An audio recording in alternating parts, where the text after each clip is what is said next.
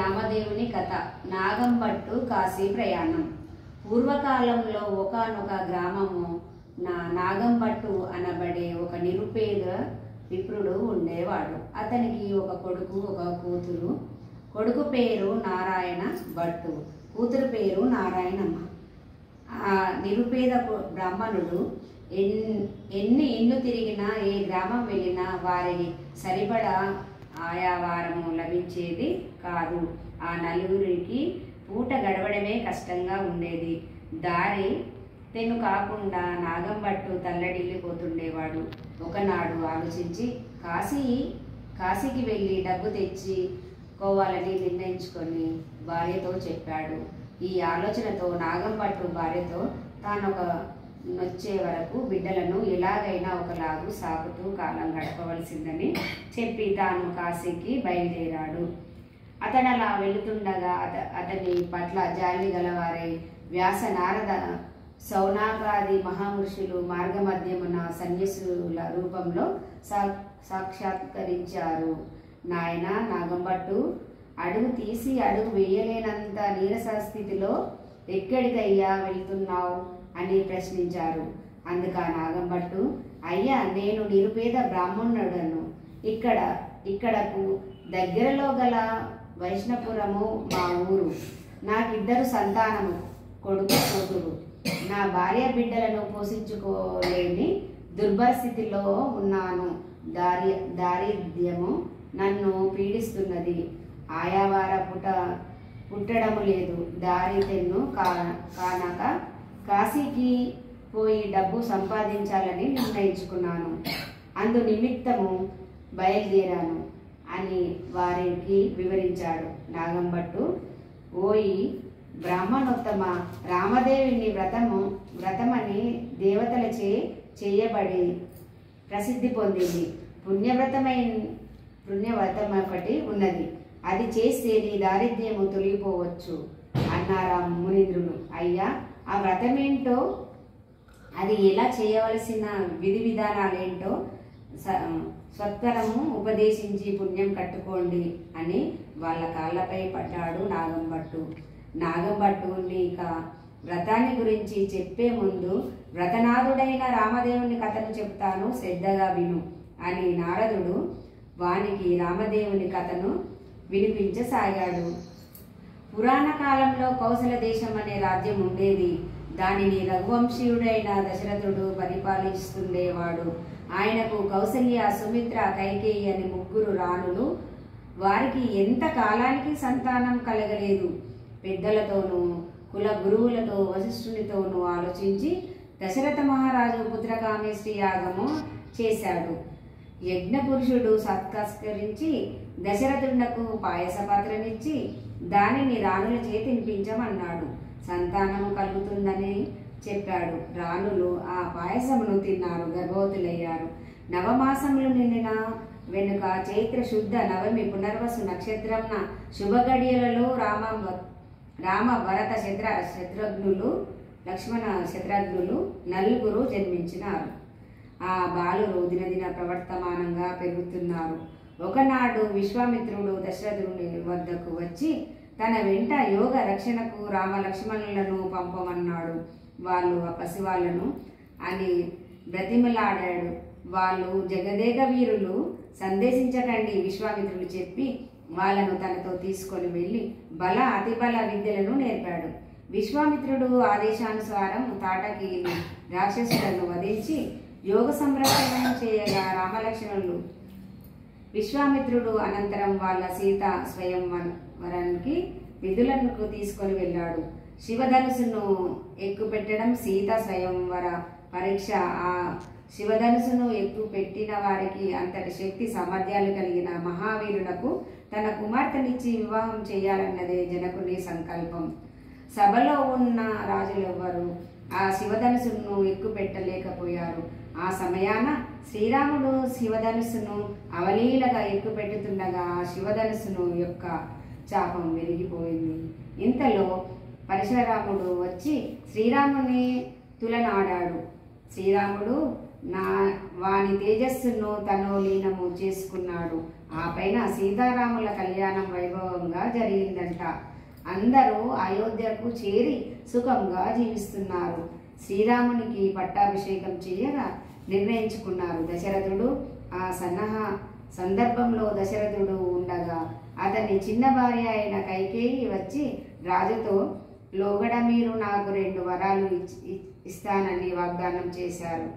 ఆ వరాలు ఇప్పుడు అనుగ్రహించండి అని దశరథుడిని కోరింది. అందుక దశరథుడు, వరము కోరుమనగా ఒక వరము భరతులకు పట్టాభిషేకం చేయడని, 2వ వరము రాముని 14 సంవత్సరాలు వనవాసానికి పంపండి అని కోరుకున్నది. ఈ మేరకు శ్రీరాముడు వనవాసానికి బయలుదేరాడు. సీతాలక్ష్మణుడు రాముని అనుసరించి అడవులకు బయలుదేరాడు. విషయము తెలిసిన భరతుడు శ్రీరాముని వద్దకు వచ్చి అయోధ్యకు రావలసిందని, రాజ్యపాలన చేపట్టవలసిందని కోరినాడు. రాముడు తడకు అంగీకరించలేదు. ఒకే మాట నాది, తండ్రి మాట కట్టుబడి బడ్డవాడిని అడవులకు వెళ్ళిపోయాడు. ఆ అడవిలో లంకా నగరాధీశుడు రాక్షస సేంద్రుడైన రావణుని చెల్లెలు శూర్పణఖ వచ్చి రాముణ్ణి చూసి మోహించి అవమానాల పాలైంది. అది తెలిసిన రావణుడు రాముని చిత్రకూటమికి వచ్చి సీతను అపహరించాడు. ఆమెను వెతుక్కుంటూ రామలక్ష్మణులు కిష్కింధకాందకు వచ్చి రామభక్తుడు హనుమంతుడిని చూసిన ప్రకారము సుగ్రీవునితో ఒప్పందము చేసుకున్నాడు. ఒప్పందం ప్రకారం వాళ్ళని చంపి సుగ్రీవుని కిష్కింధకాందకు నాదుణ్ణి చేశాడు. సీతాన్వేషను సుగ్రీవుడు వానర సమూహాన్ని పంపించాడు. అలా వెళ్ళిన వారిలో హనుమంతుడు లంకలో సీతను చూసి ఆమె జాడను రామునికి చెప్పాడు. వానరులతో శ్రీరామునికి సముద్రంపై వారధిని నిర్మింపజేసి లంకకు వెళ్ళి రావణుని ఓడించి లంక నుంచి సీతను కాపాడి విభూషణకి లంకాధిపతికి పట్టాభిషేకం చేశాడు. అనంతరము అయోధ్యకు చేరి సీత లక్ష్మణ భరత శత్రుఘ్నుల సమవేతంగా అయోధ్యను పరిపాలించాడు. దయామయుడైన ఈ మహానీయుని వ్రతమే శ్రీ రామదేవుని వ్రతము. శిష్ట రక్షణకు దుష్ట శిక్షణకు అయిన రాముడు కరుణామయుడు, నీ కష్టములను తొలగిస్తాడు. రామదేవుణ్ణి వ్రతము చేసి తరించవన్నాడు నారదుడు. అంతటా విధానాన్ని వివరించి అన్ని కోరుకున్నాడు.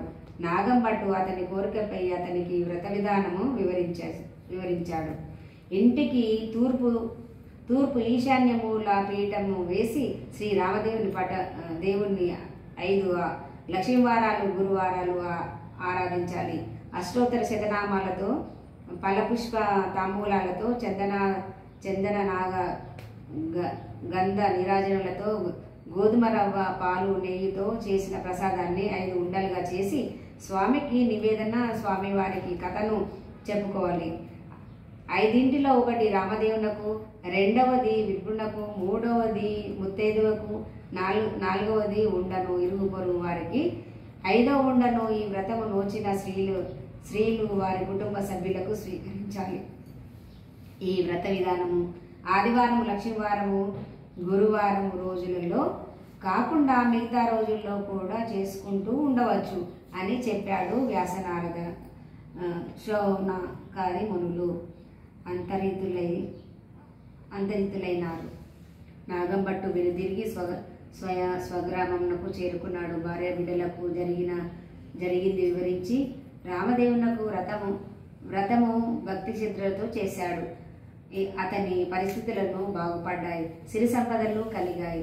తాను కాశీకి బయలుదేరి వెళ్లకుండా తిరిగి వచ్చిన సంగతి గుర్తుకొచ్చి కాశీకి వెళ్ళి అన్నపూర్ణేశ్వరుని విశ్వేశ్వరులను దర్శనం చేసుకోవాలని నిర్ణయించుకొని భార్య బిడ్డలతో చెప్పి కాశీకి వెళ్ళాడు. తండ్రి నాగంభట్టు చెప్పిన ప్రకారం కుమారుడు రామదేవుని వ్రతము చేస్తూ కథను చెప్పుకుంటూ శ్రద్ధాభక్తులతో జీవిస్తున్నాడు. ఒకనాడు రామదేవుని కథ చెప్పుకుంటూ వినడానికి రమ్మని తల్లిని పిలిచాడు. పాచి పని చేసుకుంటూ వంట వార్పును చూసుకోవాలి, కథ వినడానికి రాలేనన్నది తల్లి. అందువల్ల రామదేవునకు ఆగ్రహం కలిగింది. వారి ఇంట సిరి సంపదలు, వాస్తు వాహనాలు దొల్లుకుంటూ పరాయి ఇండ్లకు చేరుకోసాగాయి. వారి ఆయా వారపు చెంబు కూడా వెళ్ళిపోతుంటే దానినైనా ఉంచమని కోరి అమ్మ అని కూతురు నారాయణమ్మ స్వామిని ఆ చెంబును ఉంచవలసిందని కోరుచున్నది. చెంబు ఇంట నిలిచిపోయింది. వెండి కంచము దొర్లుకుంటూ పోతూ ఉండగా కూతురు కంచము అంచు పట్టి అడ్డంగించుకోబోయింది. అంచు ఊడి మిగతా సగం వెళ్ళిపోయింది. తల్లి నిప్పు కోసం ఆ ఇంటికి వెళ్ళి కంచెంను చూసి ఇది తమదని వారితో తగులాడింది. ఇంట మిగిలి ఉన్న అంచును తీసుకొని వెళ్ళి అతికించగా రుజువు చేసుకోబోయింది. ఆ అంచు కంచానికి అతుక్కుపోయింది. మేము మీ ఇంటికి వచ్చినామా, మీరు మా ఇంటికి వచ్చారా, ఇది మా కంచమేనని పొరిగింటి వారే ఆ కంచంను ఉంచి వేసుకున్నది. యథాప్రకారము పూట గడవడం కష్టంగా ఆ కుటుంబము జీవిస్తున్నది. నారాయణ ఎలా వచ్చిన సిరి సంపదలు అలాగనే వెళ్ళిపోయాయి. నేను ఏదో పని చూసుకొని బ్రతుకుతాను.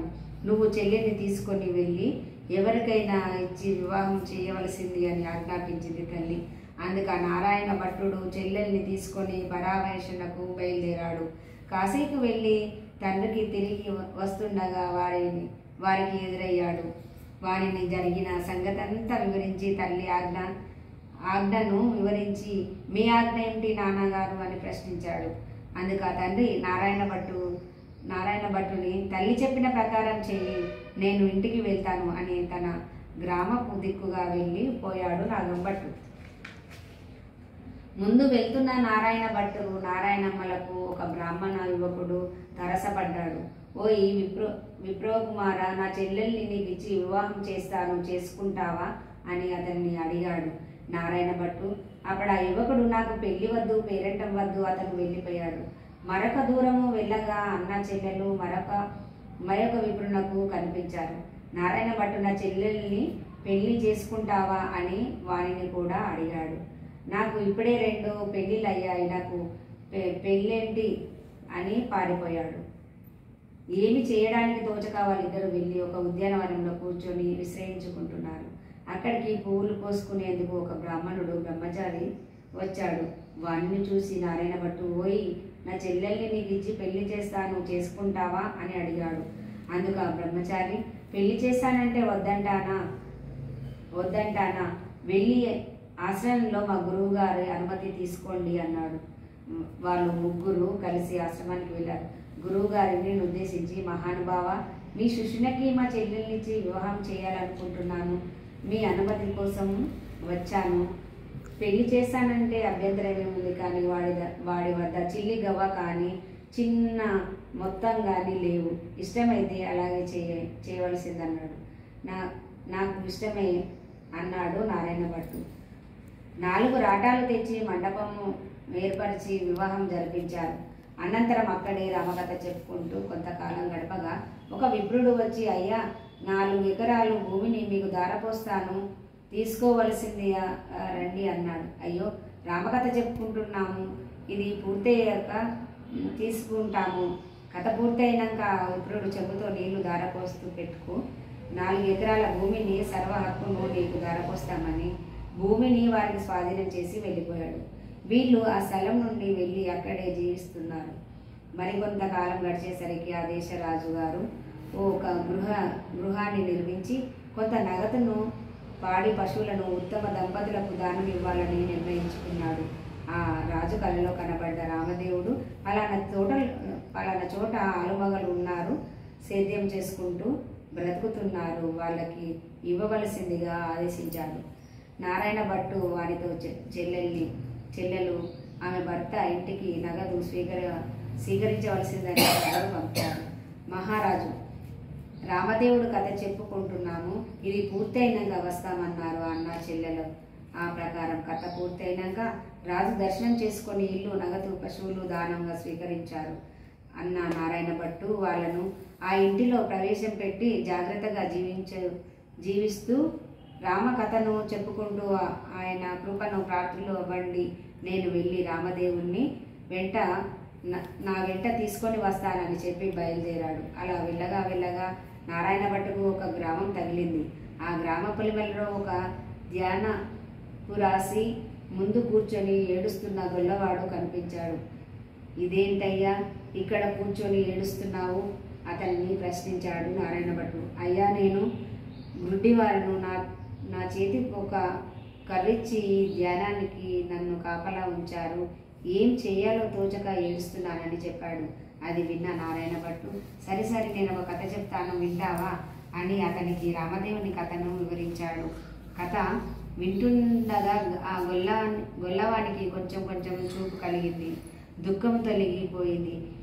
కథే ఇంతటి మహత్యం కలిగి ఉంటే వ్రతాన్ని ఇంకెంతటి మహత్యము ఉంటుందో అని అబ్బరపడి, అయ్యా, నువ్వు ఏ దేవుడివో చెప్పలేదే అని ప్రశ్నించాడు. పోయి, నేను నీలాగే మనిషిని, ఇదంతా రామదేవుని మహత్యము అని చెప్పి ముందుకు వెళ్ళిపోయాడు. వెళ్ళగా నారాయణ భట్టుకు అరణ్య మార్గంలో ఒక రాజు విచారిస్తూ తిరుగుతూ కనిపించాడు. కారణమేమిటని రాజును నారాయణ భట్టు ప్రశ్నించాడు. అయ్యా, నా రాజ్యము శత్రువుల రాజుల పాలైంది. నేను, నా భార్య, బిడ్డలు అడవుల పాలయ్యాము. ఈ అడవిలో వాళ్ళు తప్పిపోయారు విలపిస్తూ సాగాడా మహారాజు. అప్పుడు నారాయణ భట్టు, మహారాజా, విచారించక నేనొక కథ చెప్తాను, మీకు కష్టాలు తొలగిపోతాయి. రామదేవుని కథ వినిపించాడు. కథ పూర్తయ్యేసరికి రాజకుమారులు చెంతకు చేరుకున్నారు. శత్రురాజు మహారాజులు వెతుక్కుంటూ వచ్చి రాజ్యాన్ని అప్పగించేశారు. అయ్యా, ఇంత మహోపకారంగా చేశావు, నీవు ఏ దేవుడు చెప్పావు కాదు అని అడిగాడు. మహారాజు, అయ్యో, నేను నీ వంటి వాడినే. ఇదంతా రామదేవుని కథ మహత్యము. రామదేవుని వ్రతము చేసుకుంటూ ఉండండి, మీకు మేలు జరుగుతుందని ఈ వ్రత విధానము చెప్పి ముందుకు వెళ్ళిపోయాడు నారాయణ భట్టు. వెళుతున్న నారాయణ భట్టుకు ఒక చెట్టు మొదట కూర్చొని విలపిస్తున్న ఒక స్త్రీ కనబడింది. ఎందుకమ్మా విలపిస్తున్నావు? నీకు వచ్చిన కష్టమేంటి? నారాయణ భట్టు అడిగాడు. అయ్యా, నాకు చిన్నతనంలోనే వివాహమైంది. నా భర్త దేశానంతరం వెళ్ళి ఈనాటికి రాలేదు. నా తల్లిదండ్రులు, అత్తమామలు నన్ను పోషించలేమని అడవిలోకి తరిమి వేశారు. తన బాధను వివరించింది. ఆమెకు రామదేవుని కథ వినిపించి, రామదేవుని యందు విశ్వాసం ఉంచి ఆ కరుణామయుడు నీ కష్టాలు తీరుస్తాడు అని ఆమెకు రామదేవుని వ్రత విధానము వివరించాడు. ఆమె అడవుల్లోనే శ్రీరామదేవుని వ్రతం చేసుకుంటూ దేశ పర్యటనకు వెళ్ళిన ఆమె భర్త తిరిగి వచ్చాడు. అత్తమామలు, తల్లిదండ్రులు వెతుక్కుంటూ వచ్చి ఆ భార్య బిడ్డలిద్దరిని ఇంటికి తీసుకొని వెళ్ళారు. ఆమె 5 వారాలు వ్రతం చేసి సమస్త సౌభాగ్యాలను పొందింది. నారాయణ భట్టు వెళ్ళి ఒక ఇంటి ముందు ఆగి ఆ ఇంటి ఇల్లాలిని, అమ్మ, పూజ చేసుకుంటాను, కాస్త చోటిమ్మని అడిగాడు. మడి అతడి తమకు కుదరదని కసురుకుందా ఇల్లాలు. కోనేరైనా చూపించమన్నాడు. ఇక్కడకు ఈశాన్య దిక్కులో 4 అడుగుల దూరంలో ఉన్నదన్నది. అతడు వెళ్ళి ఆ స్నానము చేసి వచ్చి ఆ ఇంటి అరుగు మీదికి రామదేవుని పటం పెట్టి కూర్చొని పూజ చేసుకున్నాడు.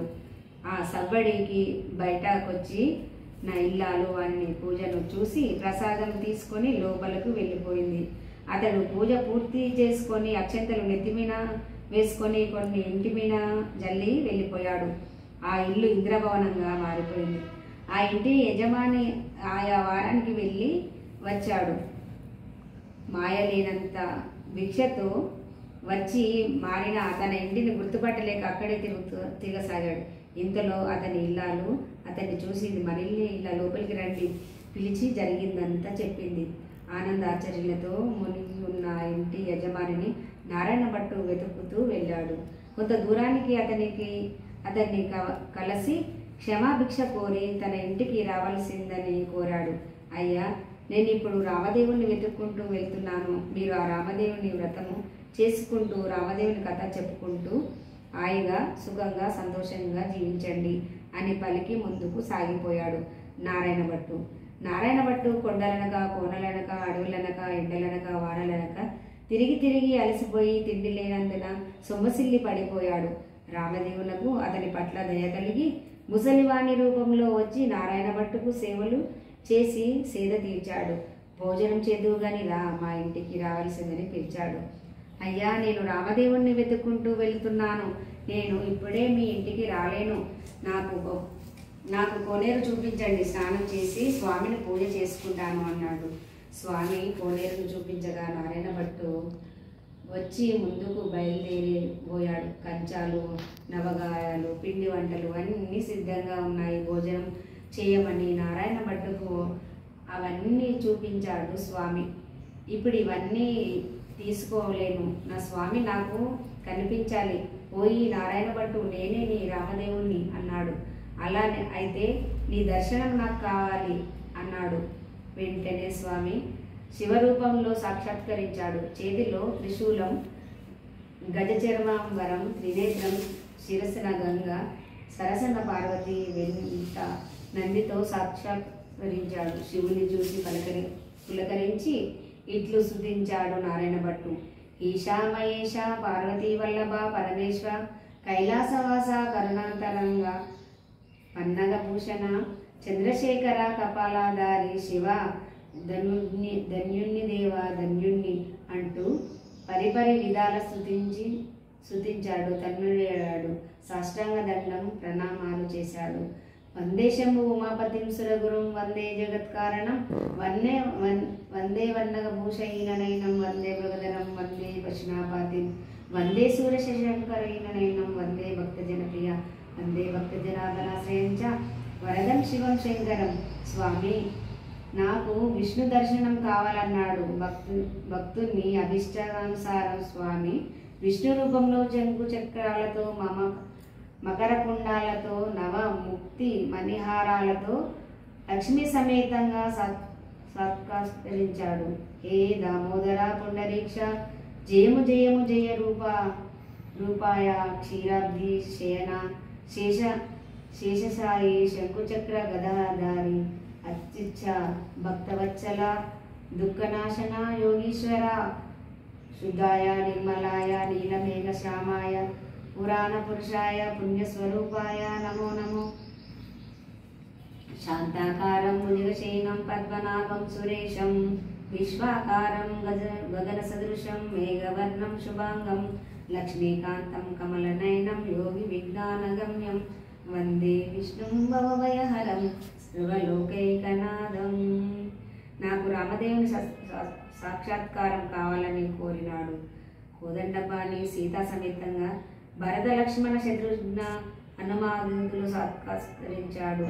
ముని జన వందిత మనోవికాశ తాటకామారి చంద్ర రావణ కుంభకర్ణ సంవార పట్టాభిరామ పాయి పాయి అని నమస్కరించి తన్నుడై పోయినాడు నారాయణ భట్టు. శ్రీరామ రామ రామేతి రమే రామే మనోరమే సహస్రనామ తత్తుల్యం రామనామవరాననే రామనామవరాననే. శ్రీరామదేవుడు మధుర మందహాసాలతో నారాయణ భట్టును ఉద్దేశించి నేనే కనిపించాను కదా అన్నాడు. అప్పుడు స్వామి మీ దర్శన భాగ్యం కలిగింది, నా అన్వేషణ ఫలించింది. నాకిప్పుడు భోజనం చేయడానికి మరే అభ్యంతరం లేదు. నాదొక కోరిక, అది కూడా తమరు అనుగ్రహిస్తే భోజనం చేస్తాను అన్నాడు. ఏమిటది ఆప్యాయంగా ప్రశ్నించాడు రామదేవుడు. భోజనం తర్వాత మీరు నా వెంట వస్తానంటే ఆనందంతో ప్రసాదం తీసుకుంటాను అన్నాడు వినయంగా. నారాయణ భట్టుకి వస్తానని వాగ్దానం చేశాడు రామదేవుడు. సీతమ్మ తల్లి ఆమె పరివారము పిండి పీటలు వేసి బంగారు కంచాలతో నవగాయ పిండి వంటలతో నారాయణ భట్టుకు భోజనం పెట్టింది. రామదేవుడు నారాయణ భట్టుకు కర్పూర తాంబూలాలు ఇచ్చాడు. భోజనానంతరము స్వామి తనతో రమ్మని నారాయణ భట్టు ముందు బయలుదేరాడు. సీతా సమేతంగా రామదేవుడు అతను వెనుక బయలుదేరాడు. కొంత దూరం వెళ్ళిన తర్వాత నారాయణ భట్టు వెనుదిరిగి చూశాడు. రామదేవుడు కనిపించలేదు. ఈ అకస్మాత్తిక పరిమాణానికి సొమ్మసిల్లి పడిపోయాడు నారాయణ భట్టు. రామదేవుడు సేద తీర్చి, నేను నీ వెంటే వస్తున్నాను కదా, నా మీద నీకు నమ్మకం లేదా, అనుమానమా అని అడిగాడు. సత్యవాకు పరిపాలక దీనజన బంధు ఆర్తార్థ పరాయణ, నా వెంట నువ్వు కనపడకపోయేసరికి సమస్త అంధకారమైపోయింది. కళ్ళు తిరిగి చూపు ఆనలేదు. అంతేగాని నిన్ను శంకించ నేనెంత వాడను, నన్ను క్షమించు దేవా అని వేడుకున్నాడు. భట్టు, నీ భక్తికి మెచ్చాను. నీతో రావడానికి నీకే అభ్యంతరం లేదు. నన్ను నీ భుజాలపై ఎక్కించుకొని తీసుకొని వెళ్ళు. నా కొరకై వచ్చే సమయాలలో నువ్వు ఎవరెవరి ఇళ్లకు వెళ్ళావో వారి అందరి ఇళ్లకు నన్ను తీసుకొని వెళ్ళు అన్నాడు. చిత్తం స్వామి అని తొలుత రామదేవుని పూజకు ఇల్లు ఇవ్వనన్న ఇల్లాలు ఇంటికి తీసుకువచ్చాడు. అక్కడి నుండి స్వామి తన విచారగ్రస్తులైన తరసన పడిన ఇల్లాలింటికి తీసుకొని వెళ్ళాడు. అక్కడ ఆమె భర్త, అత్తమామలు, తల్లిదండ్రులు రామదేవుని కథ చెప్పుకుంటూ కనిపించారు. ఆ తర్వాత నారాయణ భట్టు స్వామి గుడ్డి గుల్లవాని ఇంటికి తీసుకొని వెళ్ళాడు. అక్కడ గుల్లవాడు రామదేవుని కథ భక్తి శ్రద్ధలతో చెప్పుకుంటున్నాడు. వీరంతా రామదేవుని అనుగ్రహ ప్రాప్తులై అష్టైశ్వర్యాలతో వర్ధిల్లుతూ ఆనందంగా జీవిస్తున్నారు. వాళ్ళిద్దరి ఇళ్ళ నుండి నారాయణ భట్టు తన చెల్లెలి నారాయణమ్మ ఇంటికి చేరుకున్నాడు. ఆమె భర్త ఎదురొచ్చి నారాయణ భట్టుకు అతిథి పూజలతో సత్కరించబోయారు. చెల్లెలు, మీ మర్యాదలు అందుకోను తీరిక లేదు. నేను రామదేవుని తీసుకొని వస్తున్నాను. నువ్వు నీ భర్త మన ఇంటికి రావాల్సిందని అన్నారు. ఆమె భర్త అందరూ కలిసి తన ఇంటికి దిక్కుగా ముందుకు సాగారు. గ్రామం చేరుకున్న నారాయణ భట్టును చూసి గ్రామస్తులు నాగం భట్టు వద్దకు వెళ్ళి, అయ్యా, మీ కుమారుడు కొంతమందిని తీసుకొని రామదేవునితో వస్తున్నాడని తెలియజెప్పారు. తల్లిదండ్రులు వారికి ఎదురు వెళ్ళి వారిని చూసి, జనకులారా, నన్ను చూస్తూ నిలబడిపోకండి. మీరు వెంటనే మన ఇంటికి వెళ్ళి తూర్పు దిక్కున ఈశాన్యముల పసుపు రాసి బొట్టు పెట్టి పీఠమును తయారు చేయండి. స్వామిని పీఠంపై కూర్చుండబెట్టి పూజ చేద్దాం. గోధుమ రవ్వ, పాలు, నెయ్యి, పంచదార చేసి దానిని 5 ఉండలుగా స్వామికి నైవేద్యం పెట్టి సిద్ధం చేసిన కబర్ చేయండి అని చెప్పి వారి ఇంటికి సాగనంపాడు. వారిని అలా పంపించిన స్వామి తన భుజాల మీద కూర్చోబెట్టుకొని ఆ గ్రామంలో వీధులను ఊరేగించి తల్లిదండ్రులు అంతా సిద్ధము చేశామని కబురు పంపిన నారాయణ భట్టు స్వామితో ఇంటికి చేరుకున్నాడు. స్వామి, మీరు మా ఇంటికి కుడిపాదం పెట్టి ప్రవేశించండి అని ప్రార్థించాడు. స్వామి ఆ ప్రకారంగా కుడిపాదం మోపి లోపలికి ప్రవేశించాడు. తదుపరి ఆ ఇల్లాలు నవరత్నాలు తాపిడి కూడ్యలతో రాజప్రసాదములుగా మారిపోయింది. దేవాదిదేవ శ్రీరామ, నేను నిరుపేదను, నిన్ను తప్ప అన్యమెరగను వాడను. నా యందు అనుగ్రహం నుంచి అపరాధము గాని ఎంచక నాకు గల ఈ పుచ్చుపీటపై కూర్చోవలసిందిగా ప్రార్థించాడు. అతని ప్రార్థనను మన్నించి రామదేవుడు ఆ పుచ్చుపీటపై కూర్చున్నాడు. స్వామి కూర్చోవడంతో ఆ పుచ్చుపీట పచ్చుల తాపేడి పసిడి పీఠంగా మారిపోయింది. స్వామివారు పీఠంపై సీతాలక్ష్మణ హనుమంత సమేతంగా సపరివారంగా అక్కడి వారందరూ సత్కరించారు. వారందరూ కలిసి నాగంభట్టు, నారాయణ భట్టు మొదలగు ఆ కుటుంబం వారితో కలిసి శ్రీ రామదేవతా వ్రతాన్ని యథావిధిగా చేశారు. కథ చెప్పుకొని అక్షింతలు నెత్తిమిన వేసుకొని అంతలో అక్కడికి తీర ప్రాంతాల్లో విప్రుడు ఒక ఆయన వచ్చి నాగంభట్టుకు నమస్కరించి, అయ్యా, ఉత్తరాదిన గల రత్నాల గిరి అగ్రహారం నాది. నా పేరు మాధవ శర్మ. నాకు యుక్త వయసుకు వచ్చిన కుముద్విని అను కుమార్తె ఉన్నది.